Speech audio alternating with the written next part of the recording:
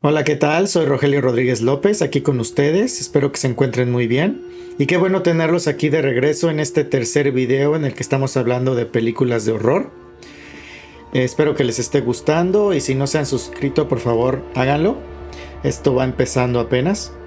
Hablando del género de películas de horror, este género ha sido muy aceptado desde hace ya varios años a nivel global. Y esta aceptación global no podría existir de no haber sido por una película en específico. Se trata de El Exorcista, así es que acompáñenme y platiquemos un poco.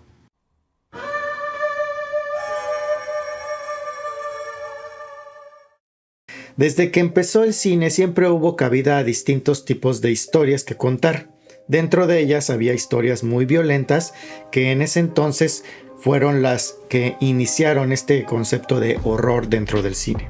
También existían historias en las que se hablaba un poco de religión, se hablaba un poco de Jesús, digamos, de la religión católica, y dentro de estas historias a veces se mencionaban temas que compartían un poco la esencia de exorcismos o de posesiones demoníacas.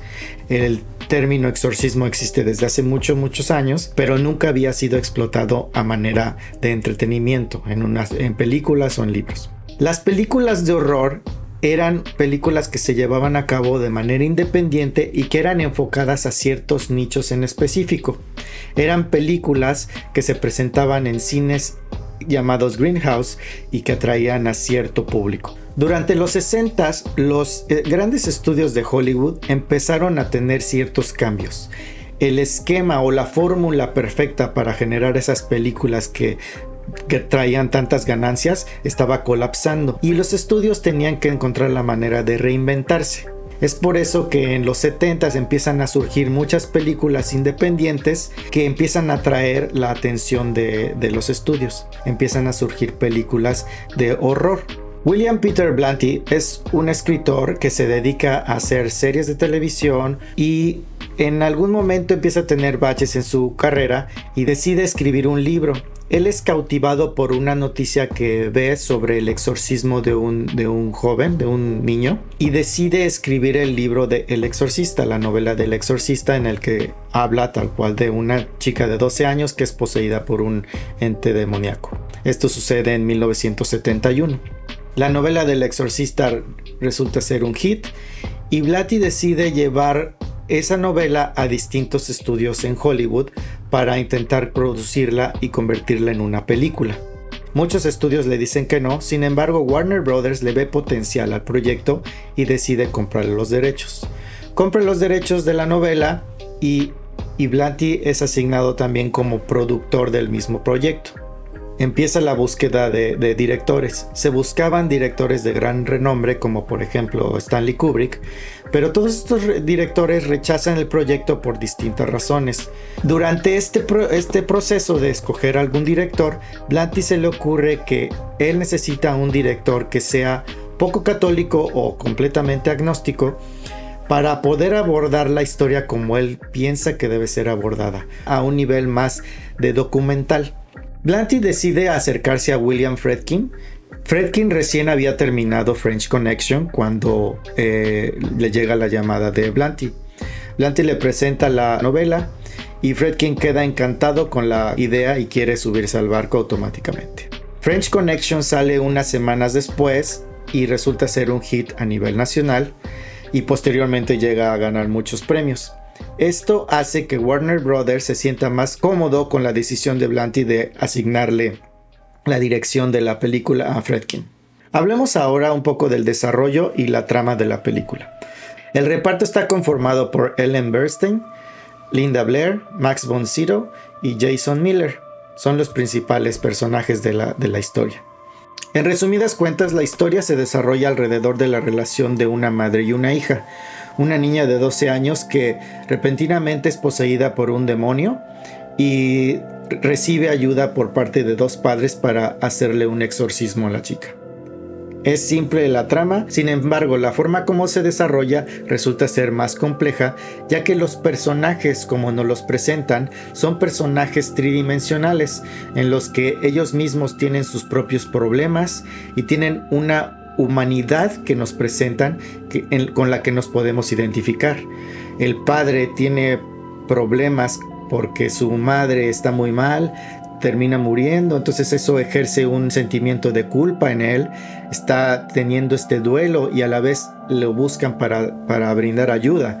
Entonces lo vemos como ese humano con el que podemos empatizar. Existe otro padre, este otro padre que es con más experiencia y que tiene también sus propios problemas, que sigue fielmente su fe y que sabe que aún tiene una misión en esta vida, ¿no? Tenemos a esta mujer fuerte, que es una actriz muy famosa, que está llevando a cabo una filmación de una película en la ciudad y que tiene que tener todo el peso de esta producción en ella porque es la protagonista, y a la vez está lidiando con su propia vida en su casa, ¿no? Recién separada, en la que busca al marido para que por lo menos felicite a su hija en el día de su cumpleaños, pero no lo encuentran. Tenemos a esta niña de 12 años que, por más que sea una niña muy alegre y que tiene una muy bonita relación con su madre, sigue siendo esa niña que puede ser afectada por el supuesto rechazo que puede sentir por parte de su padre al no acercarse a ella ni siquiera en su cumpleaños, ¿no? Empieza a ver toda esta complejidad en los personajes durante el inicio, la primera mitad de la película, con la que compaginamos completamente como humanos, ¿no? Ahora, antes de abordar un poco más en el análisis de la película, hablemos un poco de la producción, de todo lo que sucedió durante la filmación. Owen Roizman, el director de fotografía, desde el principio de la producción supo que esto iba a ser algo muy especial. Fue con Friedkin a hablar y decirle que era muy importante documentar todo lo que sucedía en la filmación. Y Friedkin le dijo que no se preocupara porque Warner Brothers se iba a encargar de poner a un equipo para hacer todo el detrás de cámaras. Sin embargo, durante la filmación, el equipo que manda Warner Brothers resulta ser un distractor muy grande para Friedkin y los termina corriendo del set. De modo que Roizman pone un equipo y crea una unidad dentro de la unidad que estaba filmando la película para poder documentar todo lo que estaba sucediendo. Incluso no traían sonido en muchas ocasiones para no tener un boom extra ahí que estuviera molestando ahí al director, o que el director fuera a tener una reacción mala y los fuera a quitar también. Algo que es muy contado es todo lo que sucedió durante la filmación de la película, que hubo muchos accidentes o muchas cosas muy extrañas que sucedieron durante la filmación, y todo eso se le atribuye al tema del que hablaba la película, un tema muy controversial en el que mucha gente no estaba de acuerdo, muchos otros estaban impactados y era una conmoción en general. Se ha documentado mucho que algunos de los accidentes que sucedían en el set era algo que podía haberse evitado. Sin embargo, el modo de trabajo de Friedkin era un poco alocado. Siempre optaba por tener la mejor reacción en cámara a base de lo que fuera, ¿no? No le importaba tanto la seguridad, sino más que nada el resultado final dentro de cámara. Historias que se contaban en las que, por ejemplo, escondía pistolas dentro del set para provocar un estallido real y provocar una reacción en el actor que fuera más real, ¿no?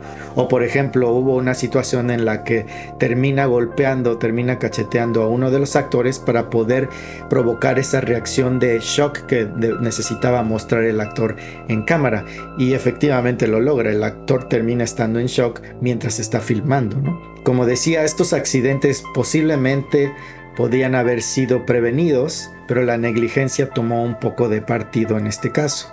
Cosas así se empezaron a atribuir al tema de la película, pero en realidad nunca hubo evidencia de que esto fuera causado por el tema del que se estaba tratando en la película. Sin embargo, posteriormente sirvió mucho como publicidad. Cierta publicidad a la que Warner Brothers no hizo caso y más bien la usó y nunca intentó pararla. Friedkin, durante la filmación, le pide a un padre que vaya y haga un exorcismo al set debido a todos los accidentes que habían estado sucediendo. Sin embargo, este padre se rehúsa a hacerlo porque dice que no hay evidencia alguna de que exista una posesión demoníaca. Sin embargo, termina bendiciendo a el set y al cast y al crew, y a partir de eso dejan de haber accidentes. La filmación se prolonga más de lo que se esperaba y obviamente el presupuesto aumenta. Sin embargo, la película tenía que ser filmada de una manera específica para poder causar el impacto que tenía que causar. Se trataba de un evento sobrenatural que tenía que ser retratado de una manera muy específica, si no podía resultar algo más cómico que dramático. En ese entonces no existían todos los grandes juguetes que ahora existen para manejar una cámara en un set. No existía un Steadicam, no existían grúas de la manera como existen ahora o cosas más electrónicas. Se tuvieron que hacer los propios rigs de la cámara para poder hacer lo que se necesitaba, como por ejemplo la cámara seguir al personaje que va cayendo al suelo mientras es atacado, o una cámara que va subiendo con los personajes por las escaleras pero que se sienta flotando, o plataformas encima de la cama para poder hacer tomas cenitales, ¿no? Múltiples trucos que tuvieron que ejercer en ese momento para poder llevar a cabo lo que necesitaban. La parte del exorcismo obviamente fue la parte más demandante técnicamente. Fue la que costó más trabajo y se tardaron 60 días en filmarla. Se necesitaba retratar la respiración de los actores en el set durante el exorcismo. Y para poder hacer eso se emplearon aires acondicionados de congeladores de carne para poder enfriar todo el set. Sin embargo, ya que se enfriaba todo el set y se prendían las luces, el set empezaba a calentarse de nueva cuenta muy rápidamente. Cada 20 minutos tenían que hacer un corte, tenían que esperar a que se volviera a enfriar el set y volver a empezar. De modo que fue un proceso muy tedioso en el que también resultó ser muy incómodo para los actores, porque actuar en unas temperaturas tan bajas era difícil. Sin embargo, nadie se quejó y todo el mundo tuvo una interpretación muy importante. Algunas cosas que ahora vemos como muy superficiales en la producción de películas son los cables, por ejemplo, ¿no? Cables que sostienen a un actor que está flotando, que está volando, resultan ser ya algo muy superficial y se pueden quitar con una computadora fácilmente. Sin embargo, estamos hablando de los 70s y en ese momento los cables, no había manera de ocultar esos cables más que en cámara. Y la manera como terminaron ocultándolos fue gracias a la experiencia del director de fotografía en su periodo de comerciales, en el que termina pintando los cables a mano con líneas punteadas para hacerlos desaparecer. Eran esos trucos que existían en ese entonces dados a cámara que posiblemente se han perdido ahora gracias a toda la tecnología. De alguien de quien se ha hablado mucho durante todo este tiempo desde que El Exorcista fue estrenado es de Linda Blair, la niña de 12 años. Se ha hablado mucho de ella durante todo este tiempo, ya sea venerándola por su gran actuación o enjuiciándola por lo que llegó a hacer en la película. Ella tuvo que pasar por muchas cosas durante la filmación y nunca se quejó de nada. Tuvo una participación muy profesional en la que ha quedado documentada por toda la gente que estuvo presente.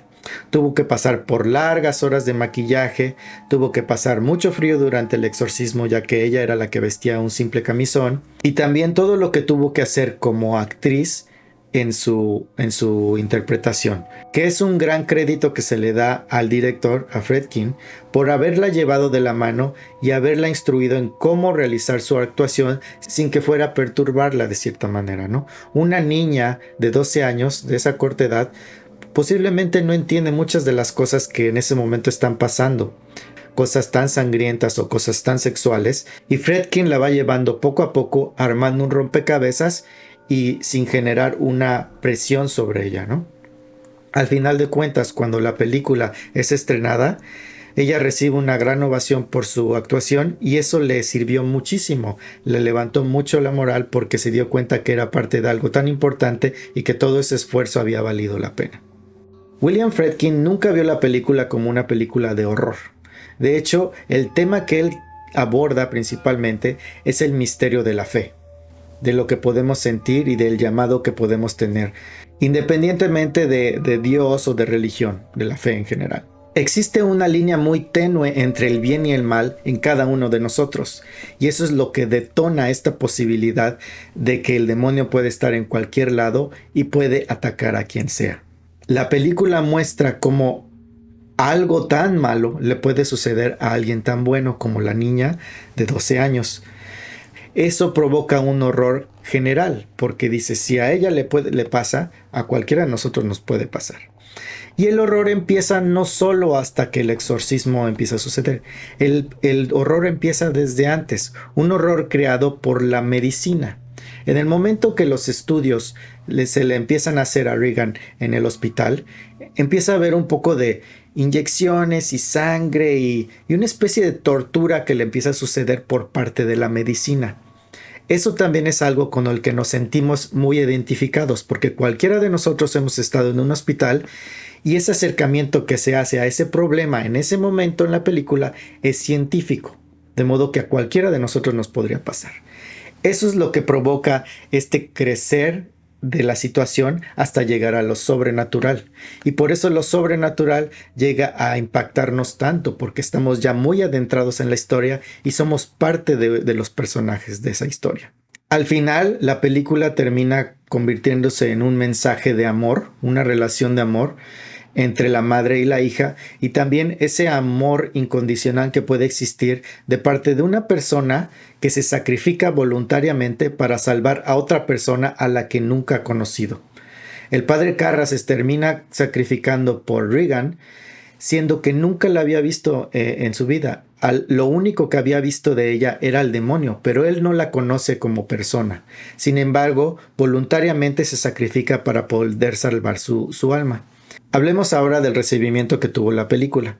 La película se estrena en 1973 y lo que resulta es histeria masiva, una total conmoción por parte de toda la audiencia, algo que no se había visto así a manera global en todos los cines. La gente se salía del cine, la gente vomitaba, la gente terminaba desmayándose, había gente que creía que se filmaron demonios de verdad. Hubo muchas llamadas hacia los padres de las comunidades pidiendo exorcismos porque la gente creía que también necesitaban un exorcismo. Toda esta conmoción en la que se agarró por sorpresa a toda la audiencia.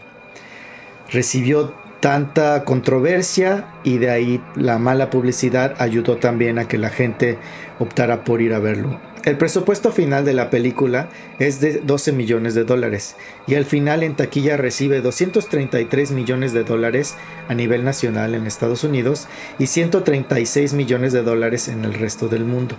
Recibe múltiples nominaciones para el Oscar y de esas nominaciones termina ganando el Oscar a Mejor Guión Adaptado. Es la primera película de horror que es nominada a Mejor Película por el Oscar.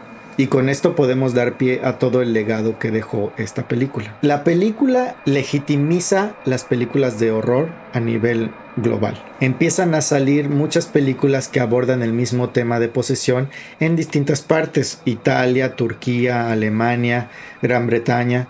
El horror empieza a ser más aceptado por los grandes estudios de Hollywood y se crea este gran género de horror a nivel global. Durante la historia se siguen produciendo muchas películas que abordan el tema de posesión demoníaca o exorcismos, y siempre que se habla de eso, de alguna manera hacemos referencia a El Exorcista. El Exorcista estableció este sello en el que muchas imágenes se volvieron icónicas que incluso si no hemos visto la película sabemos de qué se tratan. Todos conocemos el maquillaje que se usó para la niña, el tipo de cara que se usó con todas las cortadas y cicatrices, los ojos verdes, el vómito verde, la levitación, el vestuario que era el camisón. El giro de cabeza de 360 grados que es tan icónico y que causó tanto impacto en ese momento y que incluso si lo vemos ahora sigue causando impacto. El Exorcista a la fecha resulta ser una película sumamente espeluznante. Tal vez los efectos que utilizaron en ese entonces no son los más actualizados, sin embargo la manera tan puntual como fue desarrollada la película y la manera tan contundente como fue dirigida nos envuelve en la historia a modo de que en el momento que empiezan a suceder todas las situaciones sobrenaturales nos causa ese horror que pudo haber causado en 1973 cuando fue estrenada. Es por eso que es catalogada una de las mejores películas de horror que existen y de las más espeluznantes. Si no la han visto y les causa curiosidad, se las recomiendo mucho. Obviamente sí va a asustar, sí sigue asustando, pero es un clásico del horror y es una obra maestra y es muy recomendable. Y pues sin más, llegamos al fin de este video. Espero les haya gustado. Ya tenemos obviamente las películas para los siguientes videos, estén pendientes, pero si tienen algún comentario o alguna sugerencia, háganmelo saber y aquí estaremos. Muchas gracias y que estén bien.